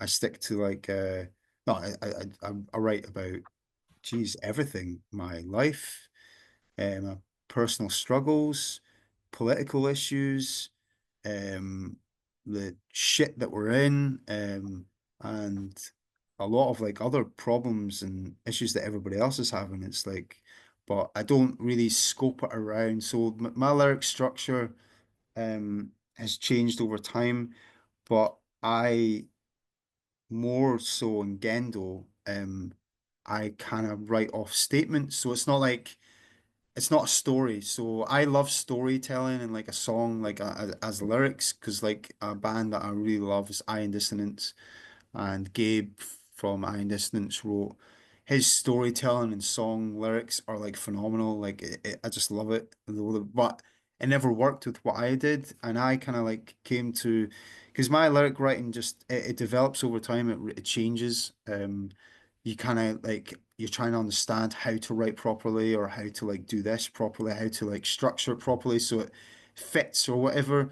But for me, I like statements. So like a lot of people write, one day I went to the beach and fucking then a Mhm. shark came out and bit my arse, and then I had no willy, and then I had to go to the bank to go and pick up money, and then I had no money, so I shagged a sheep. I don't know, like like a whole story like that. But for me, I would say, I don't know, the beach was dark, grim. There was blah blah blah. I write statements more than like just like little statements of like understanding of like that story Okay. rather than an actual full sentence. Yeah, yeah, yeah, yeah. Yeah. Because the one main influence for me to get to that stage was a guy called Adrian Plebeian Grandstand. There's a French band, and I read his lyrics one day. I got this vinyl from oh fuck, I can't remember the first album that I got. And his lyrics were just amazing. I love them. Like it was not straight to the point. It was like you could understand what he was trying to say, but it was like your own interpretation. And Okay. I've always really enjoyed that as your own interpretation of understanding lyrics because when I grew up, I didn't have any lyrics in front of me, especially with Korn. Like Mm. when Korn, Jonathan Davis has never released his lyrics at all, like at all. Like so people would, I think that's probably the main reason why he never released them is because he wanted your own interpretation of what he was trying to shout and scream at. So you wouldn't Yeah. want to say like, for instance, if I was like, I was angry at my dad because he punched me in the face and then I shat myself. You didn't want to write lyrics like that where then you read it and you're like, you've got no relation to that because that's his own. Ah, yeah, I get you. I mean, it's sort of like this is music. This is how I feel, and you're gonna feel something, and you're gonna chill, but it could be totally different stories. Yeah, exactly. So you know how sometimes when you like when you're hearing somebody sing lyrics and you're like, fuck man, that's not even the lyrics, but that's his or her own interpretation of those lyrics, and Yeah, that's what they're feeling or the sense of feeling that they feel towards that song. yeah, yeah. So that's what I wanted to do with it. I've never released any lyrics for like the Color Pink, except for Rudy Eugene one, or the Gendo, but I think I might do with Gendo, of the new album. But yeah, purely that's why I wanted to do it. And even though like I scream like fuck, you have no idea what I'm talking about. But and that's why I wanted to do the lyrics. I wanted to continue that sort of like option for me to do that. That's cool. You would you never get your lyrics and like put them into like a book form and have like all your lyrics and stories and or would Yeah, maybe, or maybe. would that be too personal? You think? Well, yeah, like so the one thing that really affected me when I was writing lyrics, when I was starting to write lyrics when I was like, I don't know, like 17, 18, I have like a notebook of all these lyrics that I would write down and stuff like that. Mm, And I remember, I won't say the name, mm. but she was staying in my attic and I was away band practice. She was like, oh, just stay. And I'm like, she's wanting me to stay at hers, stay in the attic. Well, I was like, no, no, no. Like, I've been quite strict to like my music, my time. This is my band practice. I love it. I don't, anyway, I left. Yeah. Then came back hours later, fucking, I don't know, 5, 6 hours later. And she was like in the attic and she was like in tears. She was like, because she'd found my lyric sheet. All And right. she was like, oh, I'm sorry, I read your lyrics. Are you okay? And I'm like, what the fuck you doing? That's literally like, why did you do that? Like, why are Yeah. you fucking anyway? She read that. I was really fucking pissed off and really annoyed, but because lyrics are like it's like writing a diary. It's like or writing lyrics. You really are like you're expressing your emotions and stuff like that. And you like when you have somebody that's read it, like that's literally your deepest thoughts, your Oh, deepest feelings. yeah. So that's probably why I don't release lyrics because it's kind of like a personal thought and a statement of I don't really want anybody to know that. So, it's Yeah. again, Definitely. Sorry, man. when you pick out like the color pink stuff, you get pick out words and things like that, probably what I say. But that's you if you want to make it your own thing, you do it. I don't have like I don't want to force anything on them. I don't want to force any lyrics on anybody at all. Like that's not really my jam. I get you like with the whole like because it's vulnerable, total vulnerable. Like even if it was a story, that story came from somewhere, or like it might be feelings or whatever.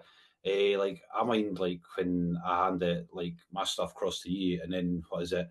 I think it was a week before it was going out, and I was feeling sick about it. I was like, I don't know if I want people to be reading this. Mum was like, it's either all or nothing. You either Yeah. do it or not. And I'm like, but then people are gonna think I'm absolute clown shoe, yeah, like, and then came out and people, I think people liked it, but like it was just, it was all my feelings and thoughts and all of that, Yeah. in different eras of my life, sort of thing. Yeah, Yeah. totally. I did that for you to release that book. It was probably like the biggest thing you could ever do as a human publicly to say this is how I felt during this period of time, and Mm. this is how I felt so alone, so emotionally distraught over everything. Like it's like it's like a thing that it's hard to like, just fucking just release. Yeah. You keep it inside. That's why I do like vocals. But like for you, like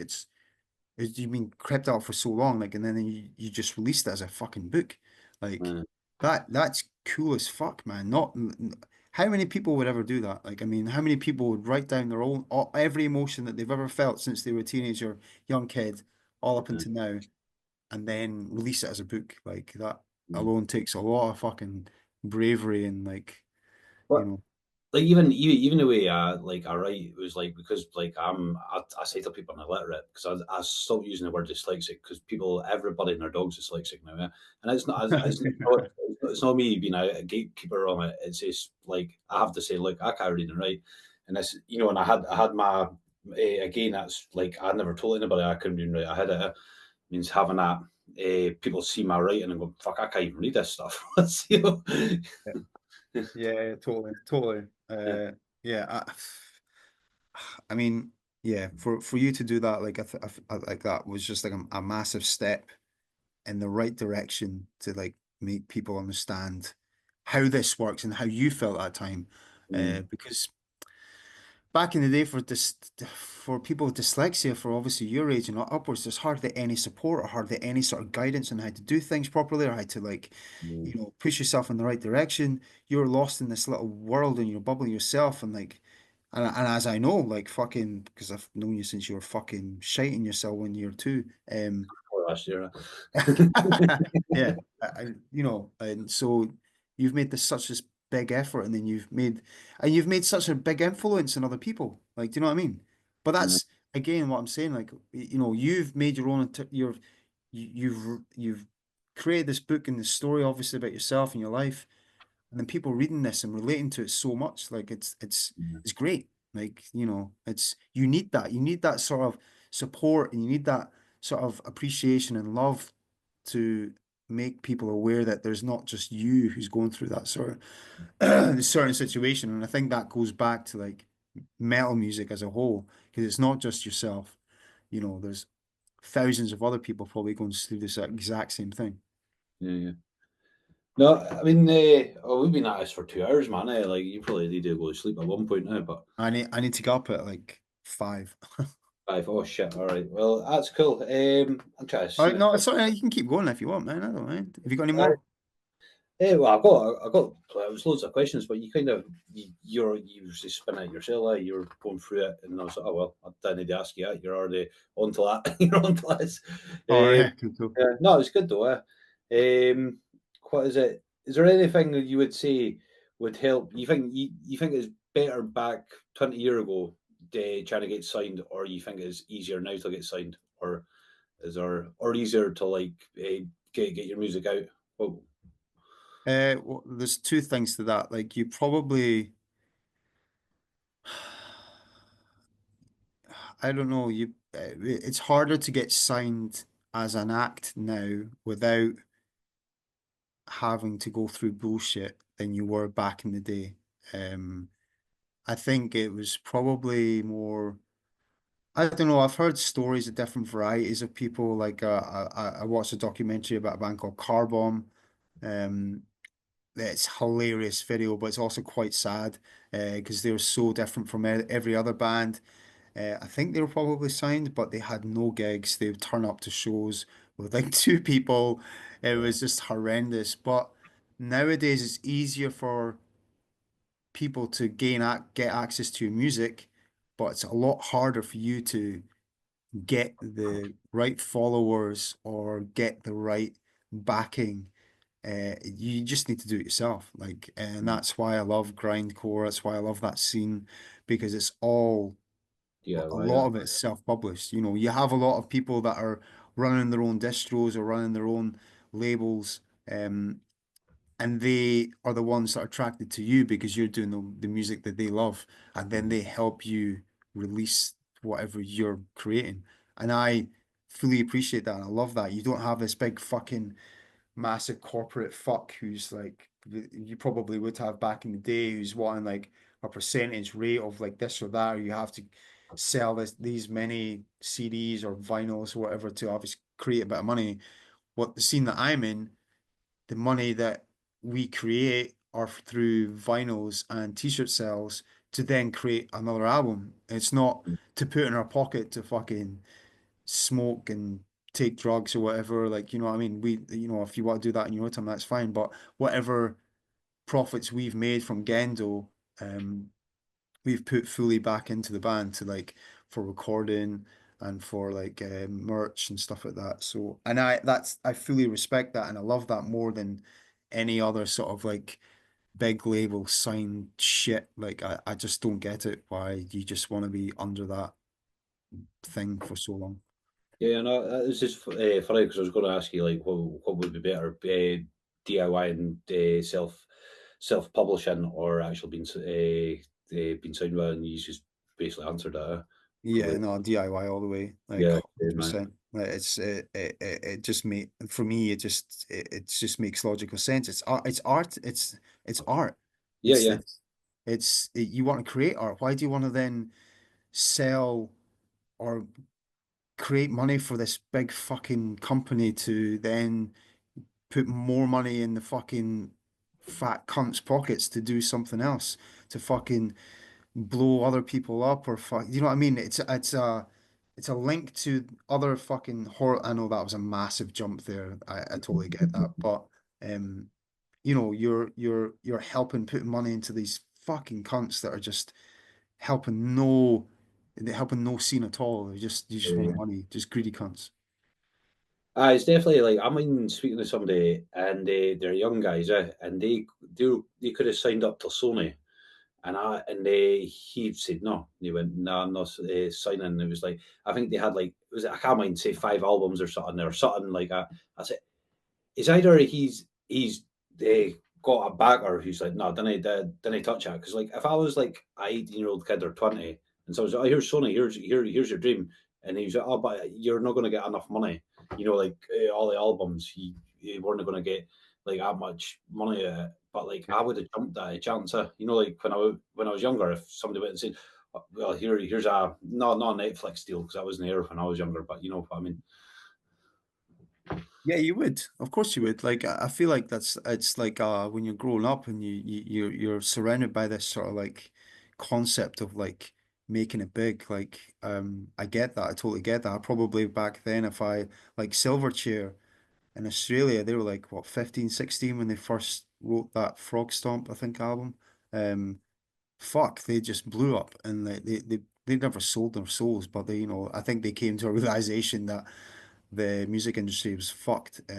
But yeah, like I mean, at that age, you would like you'd be like, fuck it, I'm just gonna fucking would sign a record deal and just tour whatever I want to do. Just go to America, go to fucking Europe, go to UK to tour. Just depends. Just depends on your vibe and how dedicated you are, really, I guess. Yeah, but I no, that's good. I think we touched on most things tonight. Like I can't think of anything. Like if anybody was wanting to like find any of our songs, would it be on Spotify or on? Yeah, it's Spotify for Gendo, and Bandcamp for The Color Pink, and Gendo. I think Gendo's on most streaming sites, I think. But The Color Pink, you probably need to find it on Bandcamp. The other bands, Today It Ends, no idea. No, Uh, no idea. It's somewhere. And The Day Late in December, no fucking idea. But uh, yeah, Gendo, you'd find most of our shit. Go to Gendo. That's the shit that I'm in at the moment. So, aye. no, sorry, man. Because I will listen to Gendo tomorrow, and I'll probably go shit. I could have said this, I could have said that, but it's just. That's fine, dude. It's totally fine. No, But what is it? I means if hard copies of stuff, means that would that go through Bandcamp as well? Yeah, we've got merch for Gendo. We've got t-shirts. I do all the t-shirt shit. So if you buy a t-shirt, you'll be getting a sexy letter from me. I draw big dicks and tell them that I love them. And yeah, that's what I do. Do personal letters to you guys, whoever Yeah. buys merch. And yeah, no, we've got merch. We were contemplating vinyl for our first release, but costs and time weren't on our side, so we didn't do it. I- But maybe in the future. I seen something what popped up the other week because somebody else did a vinyl and they got it from New York and it cost them like I can't mind, it was good money. It was quite a lot of money for doing that vinyl. But this thing popped up on my phone, what you can and it was saying like we do vinyl if so many copies, and it was like it was actually a reasonable price there. Like I could say Yeah, that. I think there's a new vinyl place open just outside Edinburgh, I think somewhere. I think anyway. But yeah, no, there's many places that you can do it. You just need to kind of pick the right people, and you need to know the right people as well. So Right. And tapes, you're only people who say tapes sell now for some reason because more like a hipster scene now. yeah, no, we do tape still. I think that's just a collector's item, like more or less. Yeah, we do tapes for the majority of our releases, I think. Yeah, we do it for all. But yeah, we've still got tapes as well. So if you want some tapes, or we've got fucking patches too as well. If you want some patches. Patch is cool. I'll get a patch. We've got cool stickers that I created, fucking holographic stickers that I made a while ago as well. So I'll pop them in any merch purchase because I think they're cool as fuck. That's cool. Oh well, we touched on everything, and thanks for being on the caithness podcast. No worries, Sean. Thanks for having me, man. That's fine.